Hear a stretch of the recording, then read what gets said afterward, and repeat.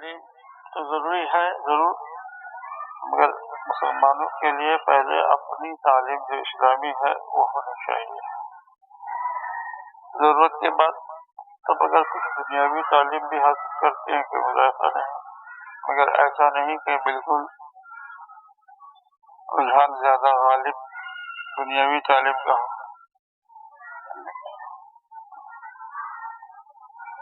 اور یہ آج کل عام طور پر دنیاوی تعلیم کا رجحان غالب ہے. اب دین کی تعلیم دلچسپی نہیں ہے. ایک اور کچھ ایسا قرب قیامت کا ہے، قیامت جب قریب آئے گی علم دین اٹھ جائے گا. جاہل لوگ دین کی پیشوائی کریں گے. حدیث میں ہے جاہل ہوں گے دین سے، وہی دین کی پیشوائی کریں گے. وہ بغیر جانکاری کے دین کی بات بتائیں گے. وہ خود گمراہ ہوں گے دوسرے کو بھی گمراہ کریں گے.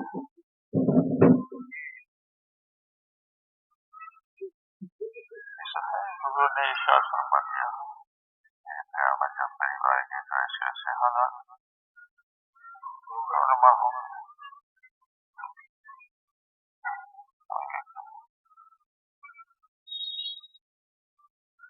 دنیاوی تعلیم ایک مومن کے لیے دنیا کی ہی حد تک ہے نا، اور دینی تعلیم سے دنیا اور آخرت دونوں کے لیے ہے. یہاں دنیاوی تعلیم میں آخرت سے متعلق کوئی بات ہے نہیں. ڈگریاں ہو جاتی ہیں، ملازمت بھی مل جاتی ہے.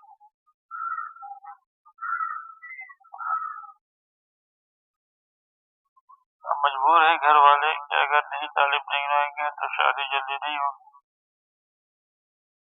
اس کی تعلیم ہونی چاہیے. تو اب لڑکیوں کی تعلیم کا جو جذبہ پیدا ہوا ہے وہ اس سبق کے ساتھ پیدا ہوا ہے، ورنہ پہلے کہاں تھا یہ.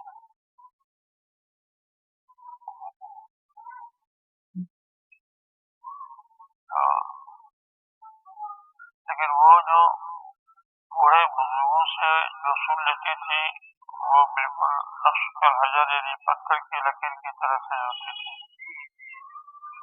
وہ اپنے بال بچوں کو وہ دین ہی کی روشنی میں جو دیتی تھی.